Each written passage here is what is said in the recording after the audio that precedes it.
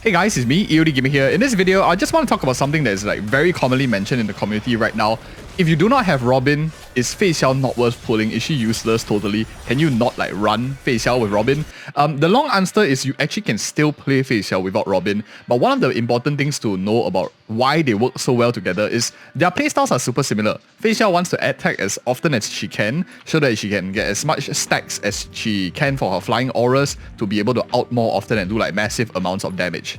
Similarly, Robin not only every time your teammate attacks, she does damage, so as Feixiao keeps moving forward, she attacks more often, you do a lot more damage. But at the same time, Robin works like peanut butter and jelly with her. It's because she also regenerates like energy with her talent over here. Wherever your allies attack targets, she regenerates energy for herself. Her ult does require quite a bit of energy regen. It's a massive like 160 cost. So having a character like Feixiao, whose style is really about attacking very fast, they work. It's like a symbiotic relationship. Feixiao benefits Robin in terms of playstyle, Robin benefits Feixiao also. So that's why Robin is like super good with her. But I understand not everyone has the resources to pull like tons of characters. When you first start the game, you might not have enough to pick up everyone, and then you have to like start making a decision. In my opinion, the people who should consider pulling Feixiao, even though you do not have Robin, even though you know that she's like the best in slot for the reasons that we mentioned, are actually people who are newer players into the game. If you just joined this patch and you do not have characters that are like you don't have a ton of resources to pull every character, I don't want you to feel forced to spend money, the FOMO because everyone is saying it, or miss out on a great DPS because you simply think that she is only usable without Robin as well. I have actually tested together with Esther, Mozer. These are characters on the current banner as well. If you look at the current Wish banner, you can actually form a team straight away around them. So you pull these characters, you pull for your one copy of your Feixiao, you get maybe Mozer, you get Esther. These are like more or less good enough for you to like run your account. Your last slot you can just put a sustain for now as you just start out the game, try to like figure whatever style you want to play for. These are already very strong. Esther is a free character, so getting more of her is very good. If I were to say where is a good point to stop if you are playing a free-to-play team like this, ideally you want to go for E2 Mozer. This is the one that gives you like 40% crit damage. So if you got lucky as you're pulling, you managed to get this, very excellent.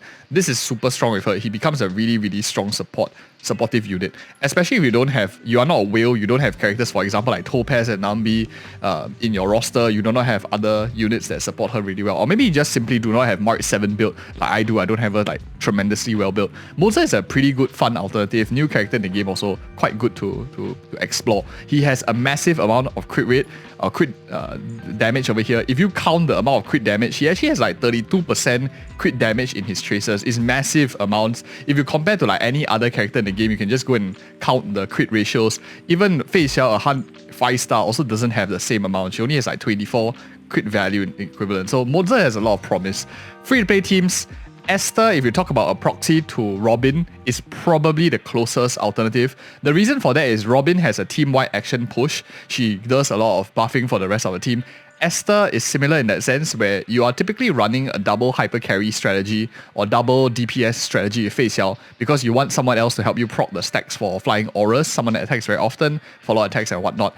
Esther buffs very nicely the entire team. She speed buffs the entire team with her ultimate ability. So over here you have the ult. She massive amount of speed buff. If you have light cones, for example, like dance, even if you have it like super in position 1, it's already very useful because you push the whole team up faster. You kind of like proxy a little bit of Robin's universal action advance, which is like her 100% action advance push for the whole team. So Esther is like a 4-star version of Robin in that sense. You get some of the benefits.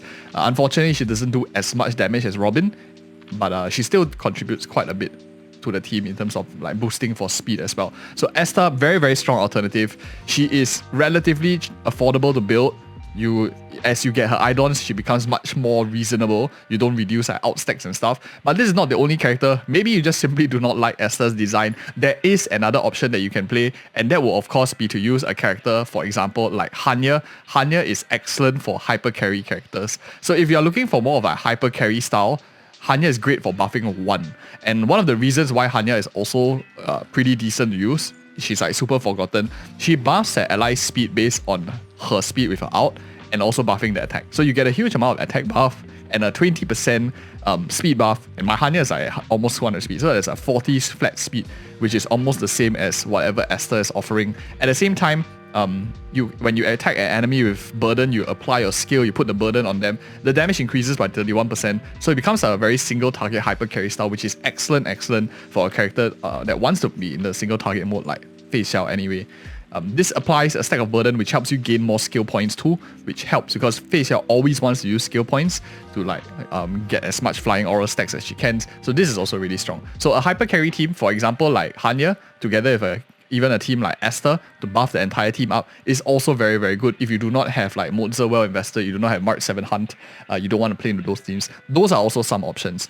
We did explore a lot of many other team compositions as well on the channel. If you are interested, maybe you are saying, EOD, I have this character, I don't have that character, is it good? You can check out the team comp video. But at this point, I also want to share Robin is not 100% necessary. You can pick her up on a later date. But more importantly than that, I think the key thing is, if you are a new player joining the game, you do not have characters, for example, like Doctor Ratio, because you missed out the free Doctor Ratio. You do not have characters like Akirion, or maybe you're planning to pull her, you already have resources saved up. She's a strong character, especially at E2S1 or E0S1, she becomes a lot more stronger. And you do not have characters maybe like Firefly, and these kind of like account-defining characters that help carry your account. In my opinion, Feixiao ranks in the same league as characters, for example, like Akirion, characters like Firefly, and these will be, and like even Doctor Ratio in terms of powers, in terms of like value, because Doctor Ratio was free, right? So Feixiao feels like an upgrade to Doctor Ratio. I think she's a lot better, and do not give a strong character up just because that you think that she must use Robin. For a new player, Feixiao is actually pretty strong even without. You can play with characters like Esther, you can play with characters like Hanya, 2 characters like 4 stars. Bronya is also really strong because Bronya is sharing the same type as her as well.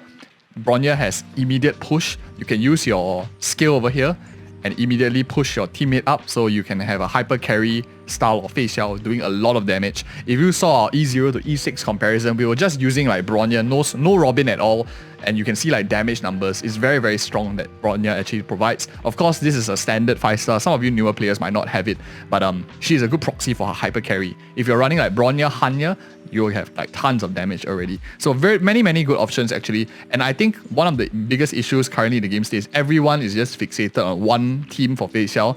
But the truth is she can be played into more teams. I hope that more people will understand that and not get FOMO'd into forcing yourself to like spend $200, $300 on a character like Robin. But if you already have her, great. I think she is best in slot still. But don't feel forced. And that is a summary of this video. I hope you guys found this video helpful. If you're interested in more content, you want to see like more damage numbers, you want to see more team compositions, check out these 2 other videos, which I think will be quite interesting for you too. And thank you guys again so much for watching. See you in the next video.